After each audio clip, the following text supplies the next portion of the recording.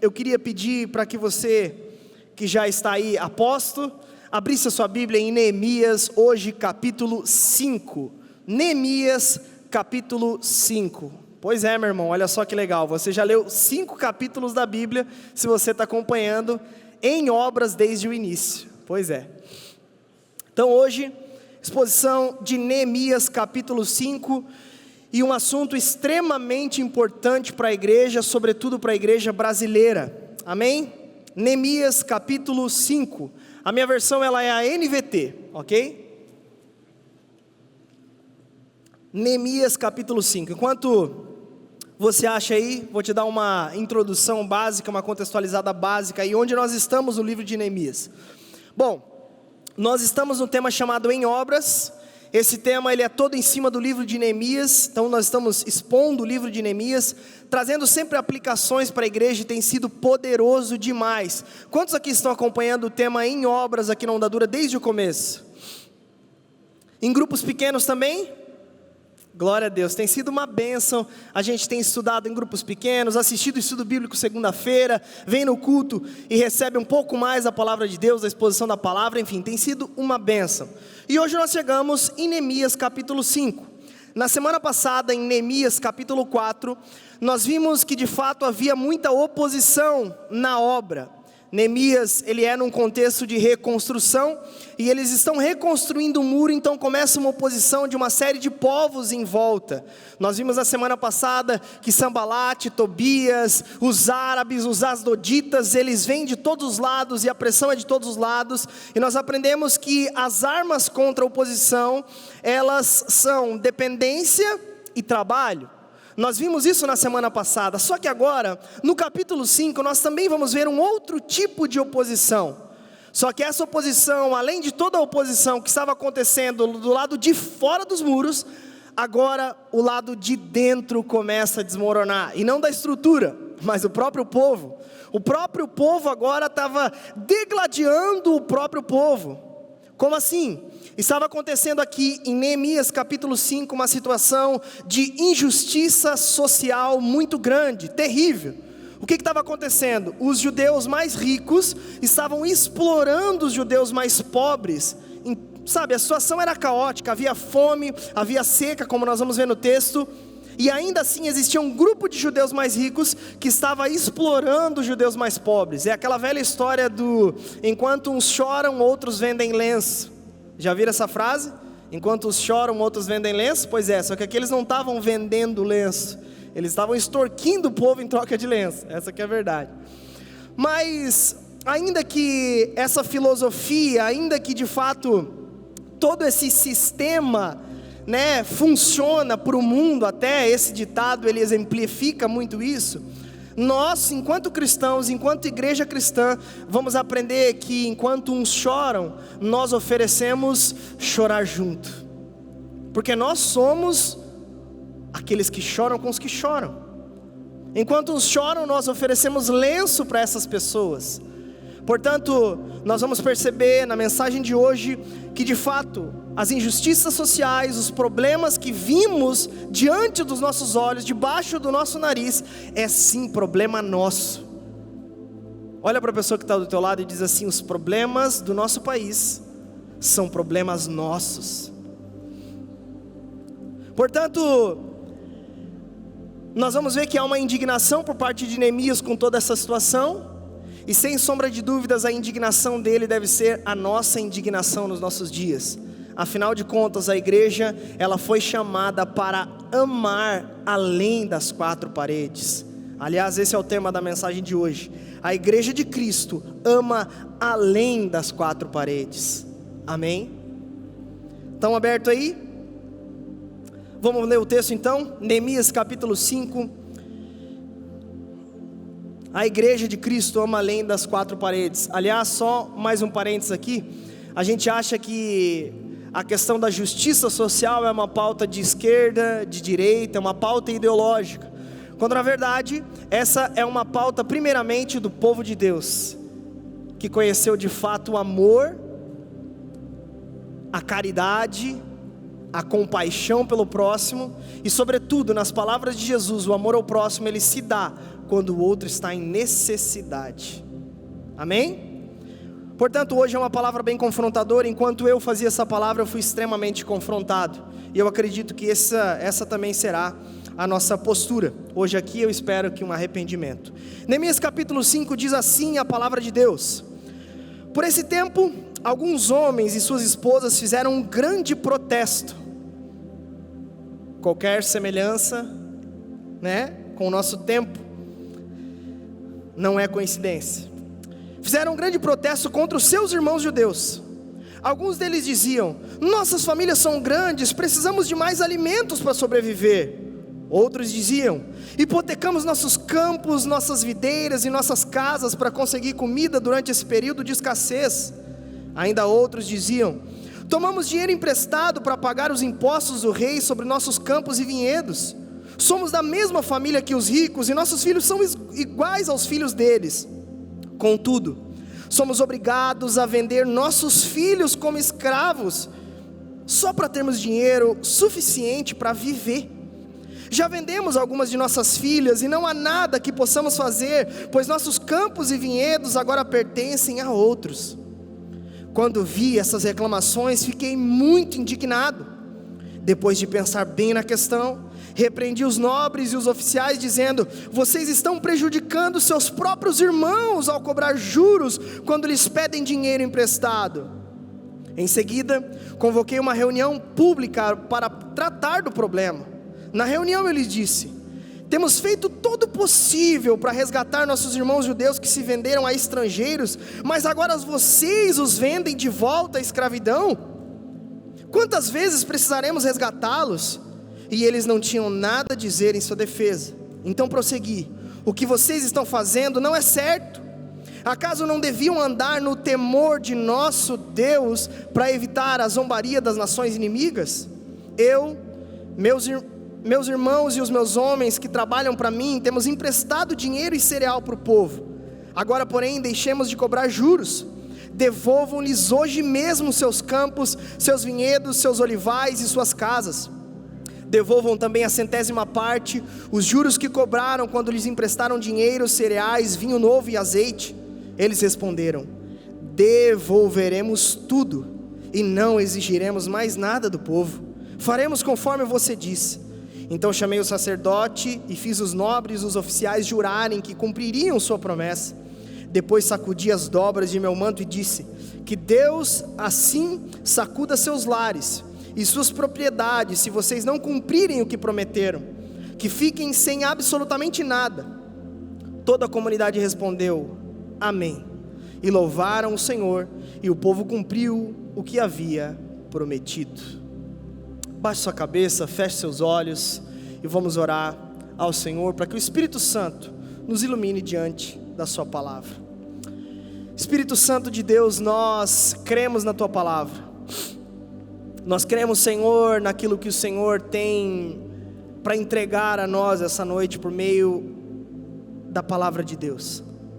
Nós cremos, Jesus, que o que o Senhor tem para nos falar é para gerar transformação, é para gerar arrependimento, é para nos mover para algum lugar, Pai. Sabe, na busca por uma ajuda, de uma vida justa para o órfão, para a viúva, para o necessitado, Senhor. Por esse motivo, Senhor Jesus, não nos permita sair daqui da mesma forma que entramos, ó Pai, mas que possamos ser profundamente transformados pela Tua Palavra, acordarmos para essas questões, em nome de Jesus, amém e amém. Amém? Peço que você continue com a Bíblia aberta aí, porque até nós vamos continuar depois do final do texto. Essa primeira parte desse texto que nós acabamos de ler, ele apresenta 3 questões aqui que você vai perceber. Ele apresenta um problema do verso 1 até o verso 5, ele apresenta a resposta para esse problema. Neemias propõe do verso 6 até o verso 13, e do verso 14 até o verso 19, você vai perceber que há um exemplo, nós vamos ler isso depois, um exemplo na própria pessoa de Neemias, sendo um exemplo contra a injustiça social. Então vamos lá, do 1 ao 5, nós temos um problema. Qual problema? Os protestos que estavam acontecendo desses 3 grupos de pessoas que eu já vou explicar. Problema. Então o servo de Deus, ele se incomoda com aquela questão, então ele manda eles devolverem todas as coisas, resolução do problema. E por fim ele aponta para a própria vida como um exemplo de alguém que buscou, enquanto líder político, de fato prezar pela justiça, prezar pela honestidade, pela generosidade. Portanto, um exemplo. E nós temos muito a aprender enquanto igreja cristã com essas 3 situações dessa primeira parte do texto. Mas vamos lá. A primeira coisa que nós vemos é um problema. Problemas sociais na época de Neemias. Quais eram? Fome, seca e exploração por parte dos ricos. Fome. O primeiro grupo, que está no verso 2, ele reclama que a família deles está grande, e pelo fato da família deles estar grande, eles não têm alimento suficiente para alimentar a sua família. Logo, primeiro protesto, fome. Primeiro problema. Esses protestos apontavam para problemas. Primeiro problema, fome. O segundo grupo, ele traz o problema da fome, mas ele destaca por trás que já não tem mais alimento em suas lavouras. E aí nós vamos estudar o contexto desse texto, e nós vamos perceber que de fato havia naquele contexto uma escassez, ou seja, havia de fato uma seca naqueles dias. O profeta Ageu, ele vai falar a respeito dessa seca nesse mesmo período em Jerusalém. Portanto, a agricultura estava comprometida, e por isso então eles protestavam. Eles já não tinham mais alimento para comer, e nem nas suas lavouras, ou seja, os próximos alimentos já estavam comprometidos. E por fim, um terceiro grupo, como se não bastasse a seca, como se não bastasse a fome, um terceiro grupo, nesse período de fome, de seca, eles acabaram emprestando dinheiro de judeus mais ricos, e agora esses judeus mais ricos começavam a cobrar juros abusivos deles, para que eles pagassem a eles de volta o dinheiro que eles tinham emprestado. Só que a situação era fome e seca, da onde eles iriam arrumar trabalho, comida? Então a situação foi tão terrível que eles começaram a vender os próprios filhos como escravos para poder pagar suas dívidas. De fato era isso que estava acontecendo.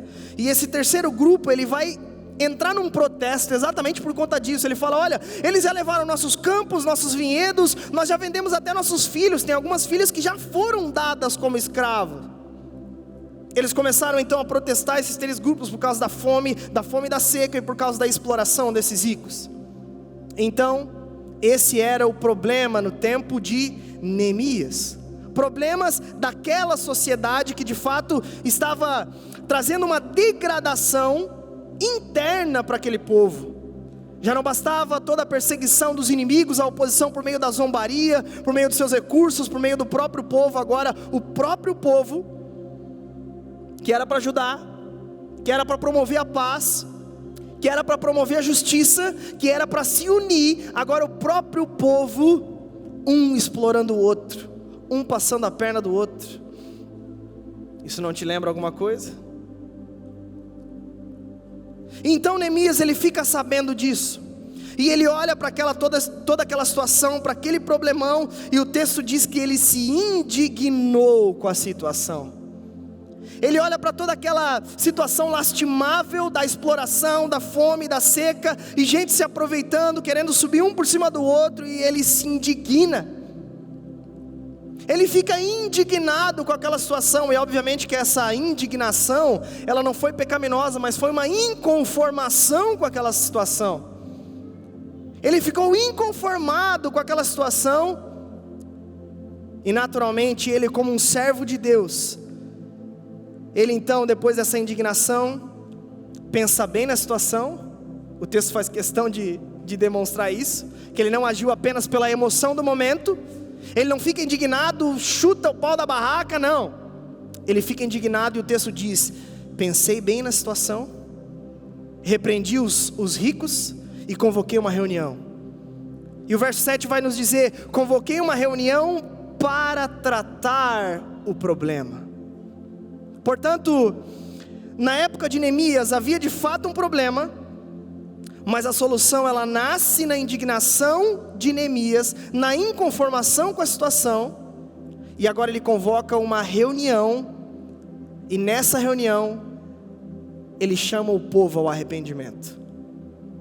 Ele olha para toda aquela injustiça, e ele reúne o povo, e nessa reunião, depois da indignação, ele chama o povo ao arrependimento. E ele diz para o povo: vocês deveriam temer ao Senhor. Vocês estão fazendo o próprio povo de escravo. Quantas vezes nós vamos ter que libertar o nosso próprio povo?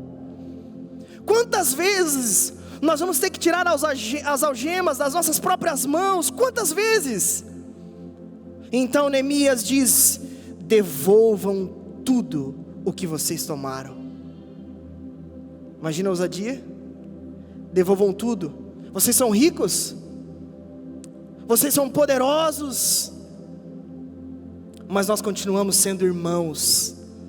Devolvam tudo. Devolvam tudo e não cobrem mais nada, mais impostos abusivos. Devolvam suas filhas. Imagina, os filhos sendo levados para trabalhar na casa dos outros, porque você não tem condições de pagar o seu próprio imposto. Então, depois dessa bronca de Neemias, o povo prontamente diz: devolveremos tudo e não exigiremos mais nada. Devolveremos tudo e não exigiremos mais nada. Portanto, no final de tudo isso, o que nos é apresentado é um problema, uma indignação por parte de um homem de Deus, de um servo de Deus diante do problema, e um chamado ao arrependimento, e o povo se arrependendo, e no final, olha que lindo, juntos adoraram ao Senhor. Juntos toda a comunidade disse amém e louvaram ao Senhor.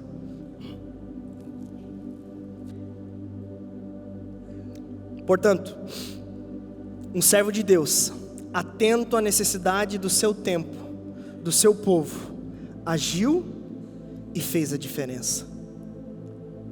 E sabe, o que essa história tem a ver conosco hoje? O que essa primeira parte de Neemias capítulo 5 tem a ver comigo e com você hoje, enquanto igreja cristã? Porque ao olharmos para esse quadro, o que fica nítido é que de fato muitos dos problemas enfrentados naquele dia, fome, seca, exploração,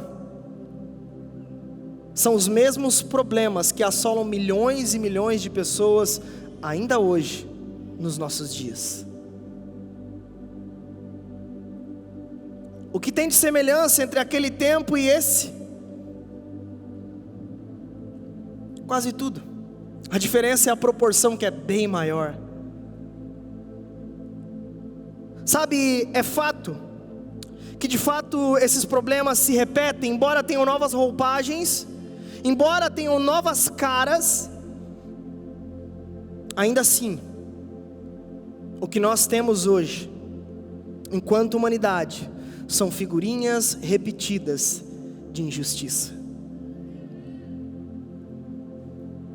Quantas vezes nós abrimos os jornais, quantas vezes nós rolamos o nosso feed, e o que vemos é injustiça.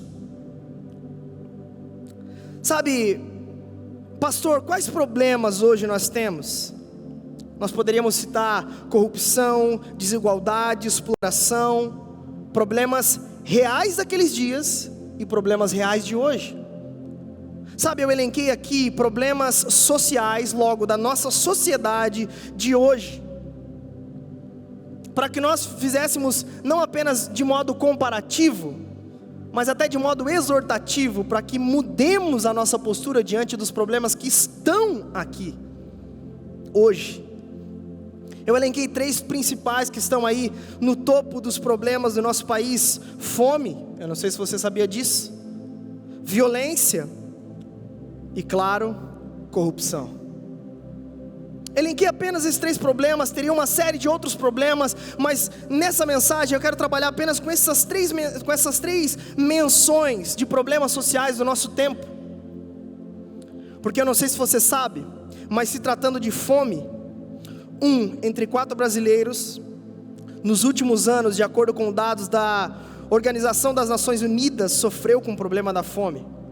Entre 2017 e 2018, segundo dados do Instituto Brasileiro de Geografia e Estatística, 36,7% da população se encontrava em insegurança alimentar.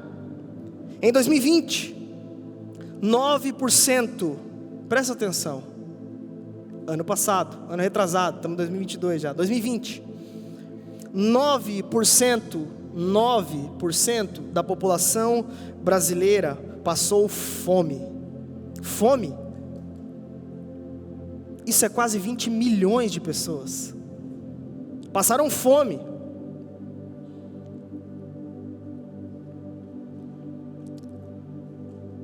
Não precisamos ir muito longe. Joinville, dados de julho de 2020, 22.120 pessoas viveram na extrema pobreza, ou seja, com renda per capita de até R$ 89. R$ 89 que às vezes nós gastamos num Mac final de semana. Joinville, nosso problema. Nosso problema.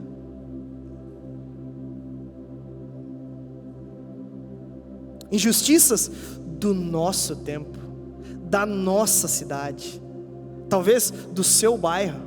Quantos aqui moram no Paranaguamirim?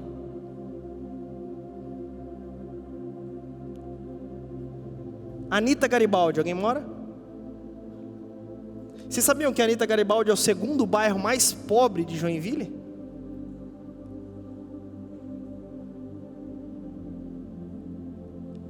O Panágua é o mais carente.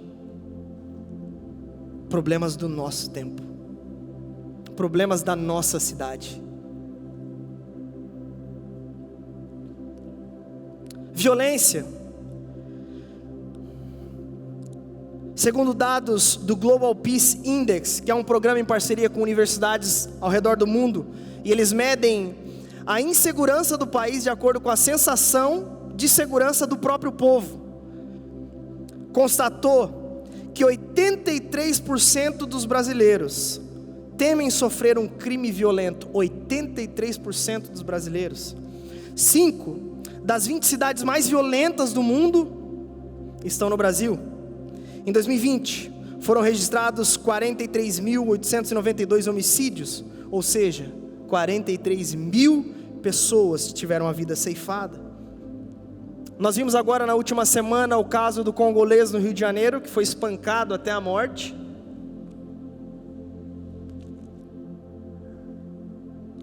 Nós vimos aqui na nossa cidade, essa semana, uma jovem que teve a casa invadida. Quantos souberam dessa história? Teve a casa invadida e o cara tentou estuprar ela, e na frente dos filhos, o rosto dela ficou desfigurado. Na nossa cidade, nosso problema.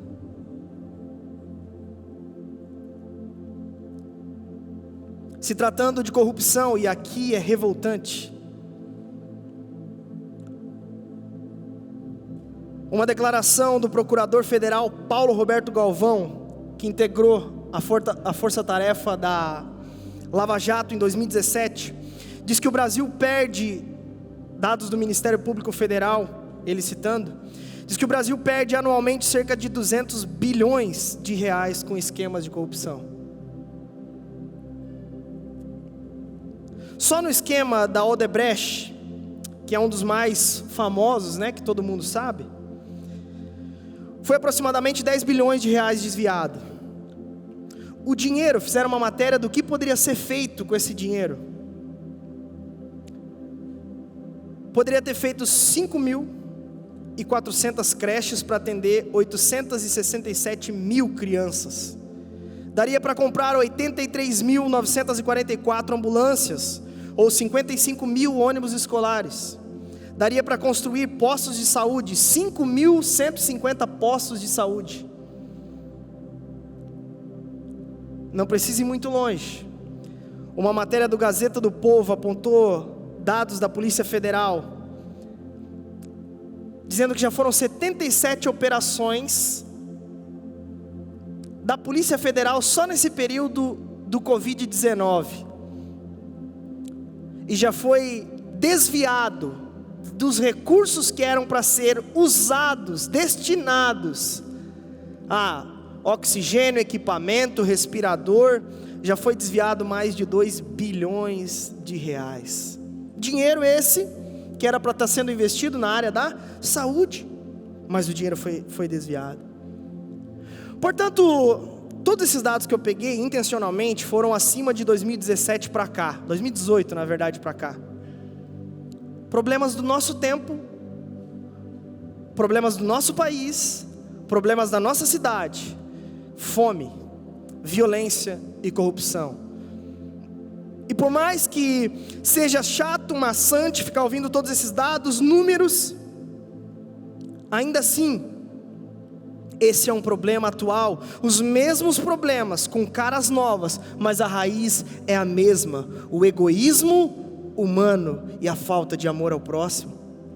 E quando não se tem mais amor ao próximo e o coração é nutrido por egoísmo, existe então faces da mesma moeda, chamada injustiça. Injustiça. Sabe, a pergunta que fica diante de tudo isso é: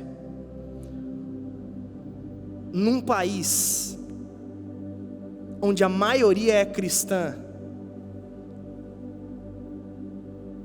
num país majoritariamente cristão, qual vai ser a resposta da igreja cristã? Se os dados mostram, de fato, o crescimento de evangélicos, cristãos evangélicos no nosso país, tem alguma coisa errada. É fato que a maldade aumentaria de tempos em tempos, mas também é fato que muitas vezes nós nos calamos diante das injustiças do nosso tempo. É fato que a maldade se multiplicaria nos últimos tempos, é fato, mas também é fato que nós nos ausentamos muitas vezes das nossas responsabilidades, enquanto igreja de Cristo no nosso tempo, nos nossos problemas. Portanto, a mensagem de hoje, ela é um chamado, um clamor ao arrependimento. Qual foi a atitude de Neemias com os problemas do seu tempo? Indignação e chamado ao arrependimento. A pergunta que fica para nós então é: qual será a nossa postura? Qual será a solução que nós vamos propor para esse tempo? E eu diria que a exemplo de Neemias, a solução para o problema de hoje é a indignação com a situação, uma inconformação com esses dados, com esses números. Nós devemos olhar para esses números hoje e, sabe, se revoltar, não se revoltar no sentido ruim, mas se revoltar com a injustiça, no mínimo se entristecer com tudo que tem acontecido no nosso tempo.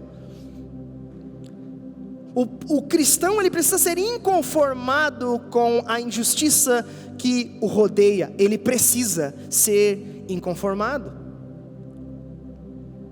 E um chamado ao arrependimento, e talvez esse chamado ao arrependimento, talvez não seja para os outros se arrependerem disso, como no caso de Neemias. Neemias foi e convocou o povo ao arrependimento, devolvam tudo, mas talvez seja para nós mesmos esse arrependimento. Talvez o olhar seja para nós mesmos diante dos problemas desse tempo, nós olharmos para tudo isso, se indignar e olharmos para nós mesmos e falar: peraí, alguma coisa está errado, nós precisamos nos mover para algo, nós precisamos sair do lugar para algo, fazer alguma coisa, sermos então a solução que de fato esse povo, essa nação precisa, sermos essa igreja viva, que trabalha pelo bem do povo, da própria nação. É claro que não é só isso, amém? Evangelho não é só justiça social, amém? Todo mundo já está careca de saber isso. Mas como é necessário um arrependimento nesse sentido, porque de fato, talvez nós passam diante dos nossos olhos problemas e problemas, e a gente não faz absolutamente nada para mudar isso. E às vezes até contribuímos com o problema, Uma vez eu fui fazer uma matéria num orfanato, e nessa matéria eu perguntei para o responsável por orfanato, um orfanato cristão, e eu falei assim: como é que está aí as doações e tal? Ele falou: olha, está muito boa.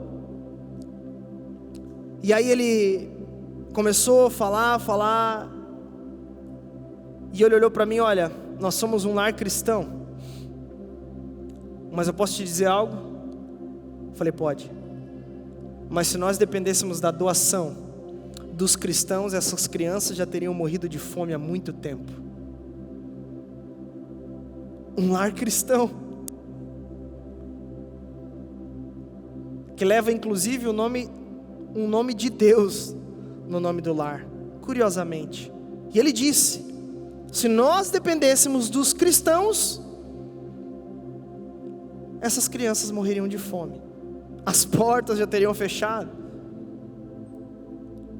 Sabe, eu não sei você, mas quando eu saí daquela matéria, o sentimento, eu lembro, foi vergonha, em primeiro lugar, porque ele sabia que eu era cristão, e indignação. Sabe, de fato, a indignação de Neemias, ela o levou para algum lugar, porque talvez hoje você olhe para todos esses números: meu Deus, que assustador, eu não sabia que na nossa cidade, meu Deus, aqui, na Anitta, meu Deus, mas a Anitta é lindo. Sabe,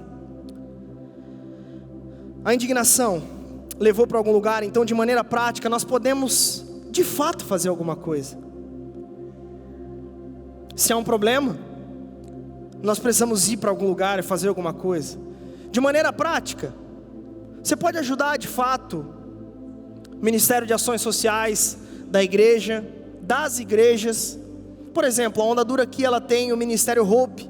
O Ministério Hope, ele atende aproximadamente 300 pessoas mensais, com cesta básica, assistência na área da saúde. Ela promove também diversas ações com RHs da cidade para contratação de novas pessoas. Essas pessoas são encaminhadas então para o mercado de trabalho. Então ajudamos com produtos de higiene, limpeza. Nós temos ações no presídio, nós temos ações em hospitais. Até antes da pandemia estava podendo, depois que entrou a pandemia não pôde mais, mas logo retoma, segundo a Julinha. Temos também ações numa casa de menores infratores. Você pode ajudar nisso. Aliás, de maneira prática, todo culto tem um container do Hope, você pode deixar ali. E a Julinha inclusive me falou enquanto estava fazendo a pregação, fui atrás dessas informações para você, para nós. Está precisando de produtos de higiene, de maneira geral, e está precisando também de produtos para crianças e bebês, ok? Então já estou te dando aí uma forma de você agir diante dos problemas do nosso tempo, da nossa cidade. Fora da igreja, às vezes você pensa: poxa, mas eu não tenho dinheiro. Você pode ajudar aqui vindo servir. Inclusive, precisa de pessoas para servir no Hope, com as mulheres no presídio, falta mulheres para servir lá. A casa dos menores lá, falta gente para servir lá. Mas eu não tenho tempo. Fique tranquilo, de tempos em tempos nós temos algo chamado Mercado Solidário. No Mercado Solidário, nós promovemos nós damos uma espécie de dinheiro para eles, e eles têm um tanto para gastar nesse Mercado Solidário. Então eles compram, tem as prateleirinhas, eles podem pegar e tal. E sabe, a Julinha me falou algo muito interessante, eu fiquei, nem sabia que dava para servir nisso. Sabe onde você pode servir? Dando carona para essas pessoas que pegam ali os alimentos e tem que voltar para casa, às vezes lá para o outro lado da cidade, na barra circular, as comprinhas aqui nas costas, senhorinha no sol, atravessando a cidade. Você pode servir nisso. Pastor, mas eu não sei onde eu posso fazer algo. Te dei a letra. Quantos vão servir no próximo Mercado Solidário? Amém, olha aí que bênção. Chamado arrependimento. talvez fora do ambiente da igreja. Você pode doar alimentos em bairros carentes, você pode apadrinhar uma família. O meu irmão está por aí, ele apadrinhou uma família esses tempos atrás e ajudou durante muito tempo essa família, e as experiências com essas famílias foi incrível, que ele nos conta. Você pode apadrinhar uma família num bairro carente, uma criança, sabe? Você é empresário, veja a situação dos bairros, contrate pessoas onde a taxa da pobreza é alta, contrate nesses bairros. Talvez você que não tenha uma renda tão boa, uma condição tão boa, talvez esteja pensando, isso aí é coisa para os mais abastados mesmo. Não, esse é um ministério para todos nós, é para todos nós juntos, é para todos nós que recebemos o chamado de Deus de amar ao próximo, é para todos nós. Se você tem um chamado para a política, tem alguém aqui que se sente vocacionado para a política? Tem alguém? Não? Mas se você tiver, e não quis falar por vergonha, deixa eu dizer, seja um político diferente. Eu não sei se você sabe, mas Neemias era um político. Ele era o governador de Jerusalém. Se você tem um chamado para a política, seja diferente, não seja corrupto. Não se curve ao sistema desse mundo. Haja por temor a Deus, assim como Neemias agiu por temor a Deus. Nessa situação do cara que foi espancado lá no Rio de Janeiro, quantos de nós tirou um tempo para orar pela família dele? Deus conforta o coração. Porque às vezes a gente só fica no campo da indignação e nada mais. Meu, que revoltante, compartilha nos stories. Meu Deus, como assim? Se o seu coração não dói olhando uma situação dessa, você não é humano. Mas você nem orou pela família do cara. E de fato é legal toda essa manifestação na rede social, mas muito mais é joelho no chão e boca no pó pela família. É atitude, é o estender a mão, é se colocar à disposição. Tem um problema, Senhor, eis-me aqui, vamos resolver o problema. Porque de fato esse tempo tem carregado uma coisa que é simplesmente gente que bota a boca no trombone e fechou. Parou por ali. A cultura dos protestos, e só fica no protesto, manifestação, e nada contra isso, amém? Mas não é só isso. Nós fomos chamados para fazer algo mais. Nós somos a igreja cristã. É tempo de arregaçarmos as mangas e pararmos de fazer vistas grossas para a situação que acontece debaixo do nosso nariz. Amém? Voltando à história de Neemias, ele viu o problema, ele promoveu a transformação e serviu de exemplo para todos nós, mas possivelmente o acato de toda aquela sociedade na entrega novamente dos seus bens e na promessa de que não fariam de novo, possivelmente é porque eles viram em Neemias um exemplo. É porque eles viram na pessoa dele alguém exemplar. Ele não simplesmente disse, parem de ser corruptos, e ele era corrupto. Ele não simplesmente disse, devolvam tudo, e ele pegava tudo das pessoas. Não, ele foi alguém extremamente exemplar na sua conduta em todo o tempo que liderou. Verso 14 em diante, falei a respeito do exemplo. Verso 14 em diante até o 19, olha só. Durante os 12 anos em que fui governador de Judá, do 20º ano ao 32º ano do reinado do rei Artaxerxes, nem eu, nem meus oficiais cobramos o tributo de alimentação ao qual tínhamos direito. Ele tinha direito de cobrar um tributo pela alimentação, mas ele não cobrou. Ele não quis se tornar um fardo pesado para aquela comunidade, entendendo o tempo que eles estavam vivendo. Inclusive essa mesma política foi adotada pelo apóstolo Paulo séculos depois na igreja de Corinto. Não, eu vou trabalhar para o meu próprio sustento a fim de que eu não seja um peso para vocês. Os governadores anteriores, Neemias vai dizer, no entanto, haviam colocado cargas pesadas sobre o povo, exigiam uma porção de alimento e de vinho, além de 40 peças de prata. Até mesmo os oficiais dele se aproveitavam do povo, mas por temor a Deus, não agi dessa maneira. Perceba a raiz do que está movendo Neemias. O temor a Deus. Não era o aplauso popular, não era mais votos para reeleição. O que movia ele a não explorar, a não cobrar mais aquilo até mesmo que ele tinha direito, por assim dizer, era o temor a Deus. Perceba, aqui nós estamos falando de uma solução teológica para um problema que é de origem social. Por temor a Deus, então, eu não vou explorar o povo. Por temor a Deus, eu não vou agir como os outros governadores. Continuando o texto: dediquei-me ao trabalho no muro e não adquiri terras. Exigi que todos os meus servos também trabalhassem no muro. E aqui ele apresenta um contraste com o servo dos outros governadores, que não trabalhavam e montavam em cima do povo. Os líderes dele não. O que ele fala? Eu envolvi meu servo, exigi que todos os meus servos também trabalhassem no muro. Um exemplo: não pedi nada, embora 150 judeus e oficiais comessem com frequência a minha mesa, além de todos os visitantes de outras terras. Os suprimentos pelos quais eu pagava todos os dias eram um boi, 6 das melhores ovelhas e muitas aves. Além disso, a cada 10 dias precisávamos de uma grande quantidade de vinhos de todos os tipos. Ou seja, ele, além de não cobrar pela comida, não explorar o povo, ainda ele dividia o seu alimento com outros judeus que vinham até a sua mesa. Um exemplo.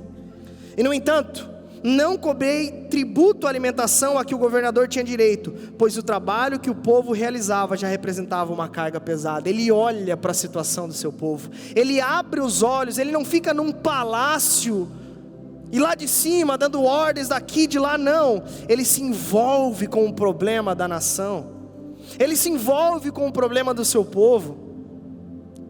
E ele então percebe que o trabalho do povo já era pesado demais. Ele não queria trazer mais peso enquanto líder. Por fim ele termina dizendo: lembra-te, ó meu Deus, de tudo que tenho feito por este povo, e abençoa-me por isso. Neemias pedindo para Deus lembrar dele, não os homens, não nós aqui muito tempo depois, não. O pedido dele, a preocupação dele era em agradar ao Senhor, por temor a Deus. Isso é que norteava a vida dele, o temor a Deus. Portanto, aqui nós vemos um homem, um líder, que antes de pedir ao povo que fizesse algo, ele era esse algo. Antes ele pedir para o povo mudar de atitude, ele já não tinha a mesma atitude.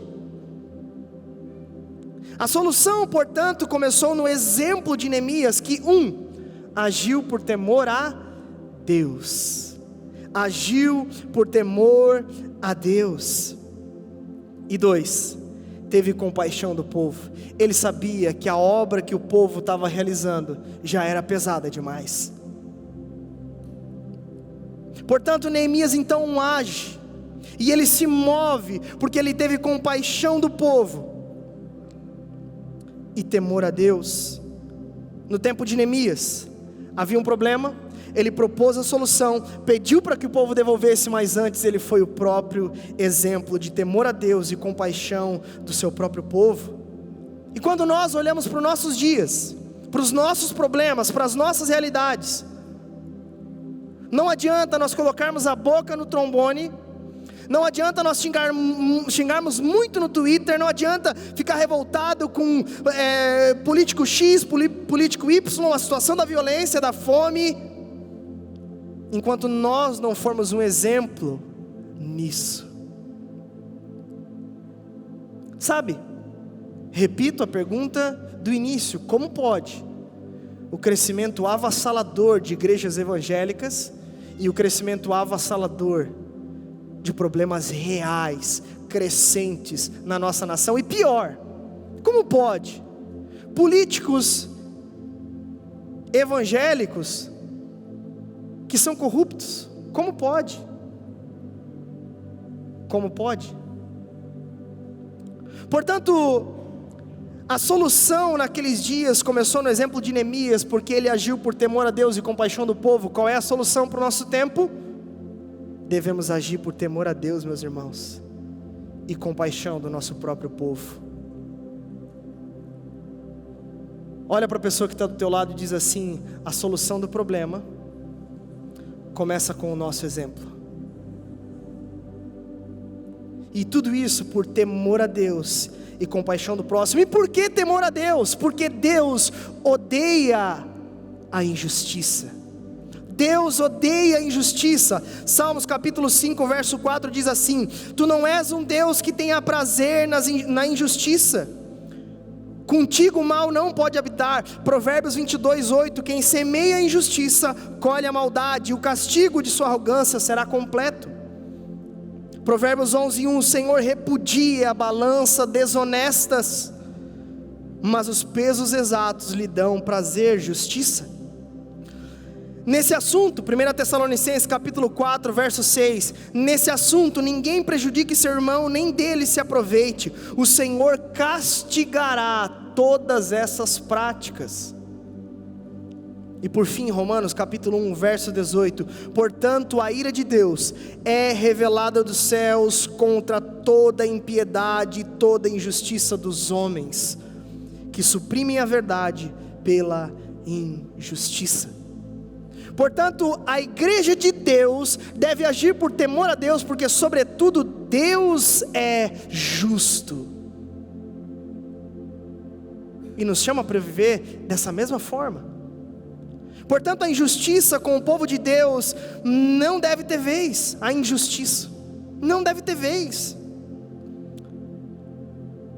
E segundo, devemos agir como um exemplo, porque a compaixão é uma marca, sobretudo, de um verdadeiro cristão. Agostinho de Hipona, ele diz: onde não há caridade, ou seja, amor ao próximo, ajuda ao necessitado, onde não há caridade, não pode haver justiça. Ou seja, onde não há amor ao próximo e ajuda ao necessitado, a injustiça é que reina. A injustiça é que reina, é natural, é uma coisa ou é outra.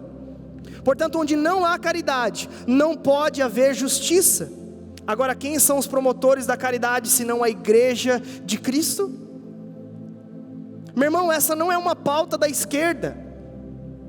Eles insistem que é, mas estão enganados. Essa é um problema nosso. É nosso problema. E aí talvez quando você olha uma pregação desse tipo, lá vai falar, missão integral, justiça social, esquerdista. Não! Esse é um problema cristão, da igreja cristã. É mais fácil a gente terceirizar e não abraçar esses tipos de pautas, porque não é na nossa ideologia. Não, meu irmão, se tem uma coisa que é esse problema, é nosso. Greg Forster, um teólogo americano, ele diz: a igreja não é a igreja se ela não está em guerra com a injustiça do mundo. A igreja não é a igreja se ela não está em guerra com a injustiça do mundo. Nesse sentido, meu irmão, não tem muito o que enrolar. A gente pode dizer: mas veja bem, o tempo mudou. Não, mas peraí, calma. Mas veja bem, pastor, a injustiça de lá era um pouco diferente. Sabe, e nessa nós vamos postergando um problema, se ausentando das nossas responsabilidades. Enquanto isso, pessoas morrem sem primeiro ouvir do evangelho, porque a bem da verdade é que nós bem sabemos que enquanto igreja, nós não simplesmente entregamos o alimento, né? Nós pregamos o evangelho com isso, amém? Nós levamos o evangelho a essas pessoas que nós ajudamos, que aliás, é o maior alimento que alguém pode receber.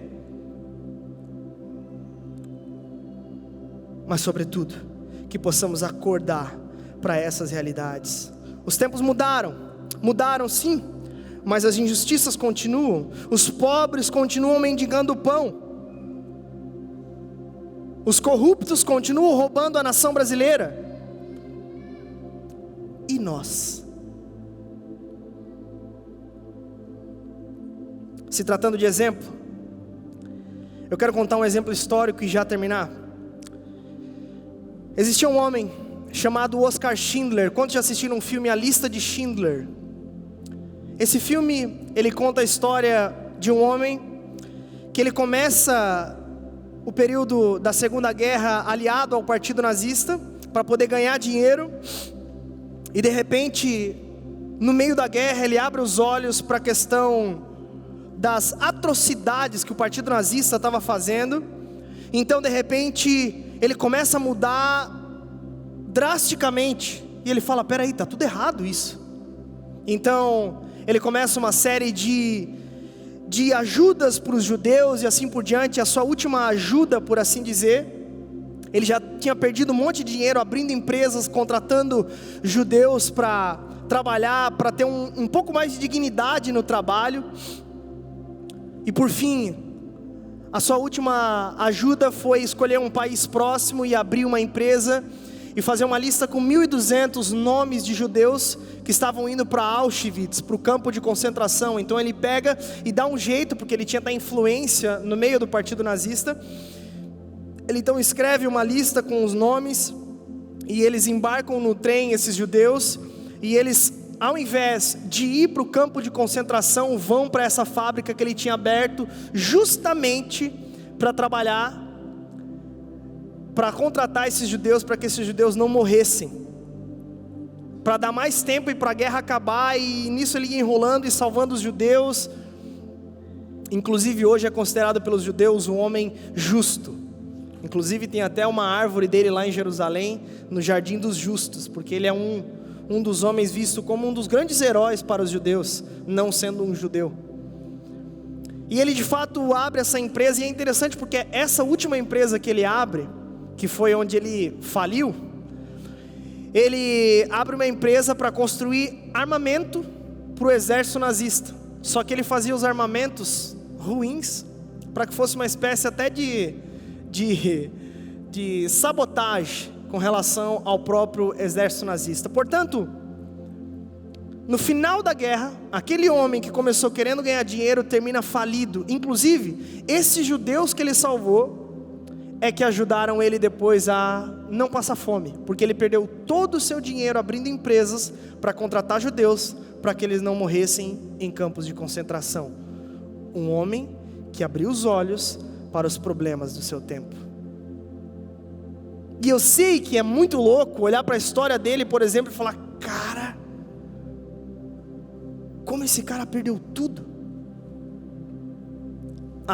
Detalhe básico aqui: ele era cristão. Um homem que abriu os olhos para os problemas do seu tempo e ajudou ao ponto de perder tudo, para que judeus não morressem nos campos de concentração como os outros milhares morreram. Sabe, talvez você olhe para a história dele e pense: uau, esse cara foi um grande cara. E de fato ele foi um grande cara. Mas sabe qual é a nossa diferença? É que ele tomou atitude. Ele agiu diante de um problema do seu tempo. E por fim, eu termino dizendo que nós devemos acordar para essas questões, porque sobretudo nós temos Jesus Cristo, o maior exemplo de ajuda e de amor ao necessitado. Obviamente, além de todos os aspectos divinos, salvíficos, obviamente, amém? Além de tudo isso, Cristo, sem sombra de dúvidas, o Cristo humano, foi um exemplo de entrega pelo necessitado. Sabe, um dia, um perito da lei chegou para Jesus e perguntou assim: quem ele deveria amar? Quem era o próximo que ele deveria amar? E aí ele conta uma parábola chamada parábola do bom samaritano. Ele diz que um homem estava descendo a rua, veio alguns assaltantes, assaltaram ele, tiraram suas roupas, machucaram ele todo, deixaram ele todo lanhado na beira da rua, e passava um monte de gente. por aquele homem todo ensanguentado, e ninguém fazia nada, até que de repente vinha descendo da rua um bom samaritano. Então esse samaritano olhou para aquela situação, limpou as suas feridas, passou óleo em suas feridas, enfaixou as suas feridas, levou ele para uma hospedaria, pagou as despesas, cuidou desse homem. E aí Jesus olhou para o mestre da lei, para o perito da lei, e falou assim: vai e faça o mesmo. Em outras palavras, nós somos chamados a amar o próximo, não é? Jesus respondendo que era o amor ao próximo, o próximo era o necessitado à sua volta. Para Jesus, o amor ao próximo era amor ao próximo necessitado perto de você. Portanto, quando se fala em amor ao próximo, Jesus aponta para aquele que está em necessidade. Cristo é o maior exemplo de amor com o necessitado. E eu concluo dizendo: o verdadeiro cristão é alguém que não se conforma com a injustiça. O verdadeiro cristão é resposta contra a injustiça. O verdadeiro cristão tem o próprio Filho de Deus como um exemplo. Coloque-se de pé no seu lugar.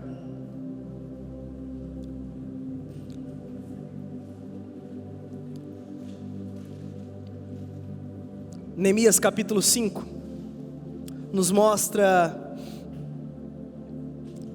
a injustiça, o problema, do verso 1 ao verso 5, do verso 6 ao verso 13, a solução do problema, e do verso 14 até o verso 19, um apontamento para o próprio testemunho dele de exemplo contra a injustiça.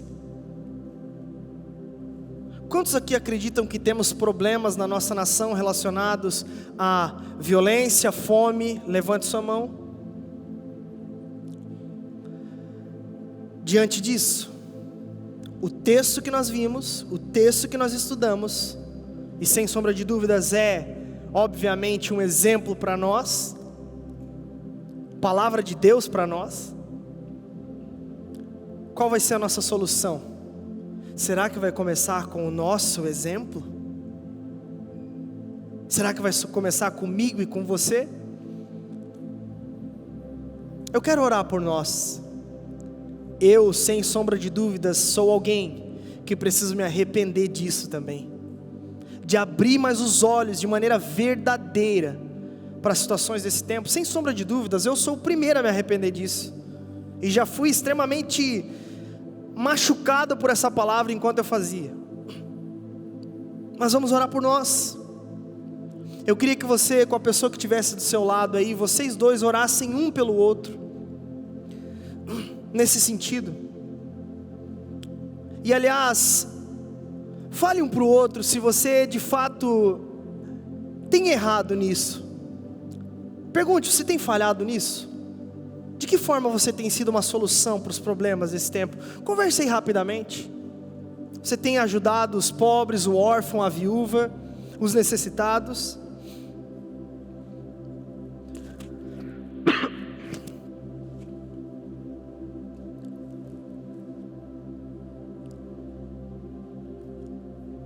Você aí de casa também no chat, pode conversar também. E se quiser comentar aí no chat também: preciso me arrepender disso, vamos orar, estamos juntos. Então minha primeira oração é nesse sentido. Vamos orar uns pelos outros. Senhor Jesus, nós nos colocamos diante do Senhor, Pai, compreendendo que sem o Senhor nós não podemos fazer nada, compreendendo, Senhor, que nós somos a Tua igreja, mas que às vezes nós não agimos como o Senhor. Nós vimos, Senhor Jesus, que o problema da fome é real, o problema da violência é real, o problema, Senhor, da impiedade, Senhor, e da corrupção são reais. Senhor, que nós possamos despertar, que nós possamos acordar, Senhor, de verdade, e que possamos agir, Senhor, diante disso. Que possamos não ficar, Senhor, na inércia, Senhor, diante de todas essas situações, diante de todos esses números, esses dados, mas que possamos abrir a mão com generosidade, com caridade, com amor ao próximo, em nome de Jesus, amém e amém.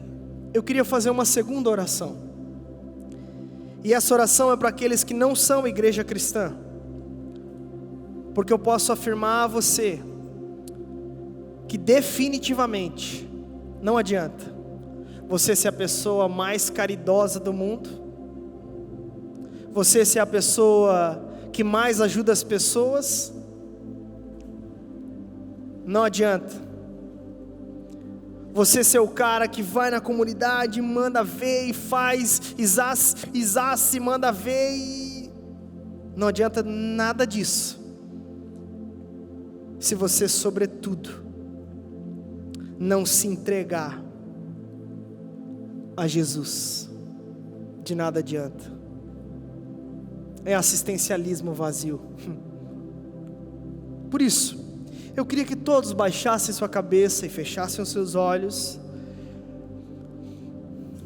e eu queria pedir a você, que enquanto eu pregava, você que sente que é o momento de entregar-se ao Senhor, de se render a Jesus, de mudar de atitude, você que não quer mais viver para si mesmo, mas quer entregar sua vida a Jesus essa noite, eu queria que aí no seu lugar você repetisse uma oração comigo. Diga assim: Senhor Jesus, eu me arrependo da forma que eu tenho vivido, eu quero me entregar a Ti por completo, eu quero entregar o meu coração a Ti, eu não quero mais ser o mesmo. Seja o meu Rei, seja o meu Senhor, seja o meu Deus, eu Te entrego tudo a partir de hoje. Que o Senhor possa me guiar, me conduzir. Eu me abro, Senhor, para ser conduzido por aquilo que a Tua palavra diz a partir de hoje. Amém e amém. Amém? Que Deus os abençoe. Dê uma salva de palmas a Jesus. Amém. Glória a Deus.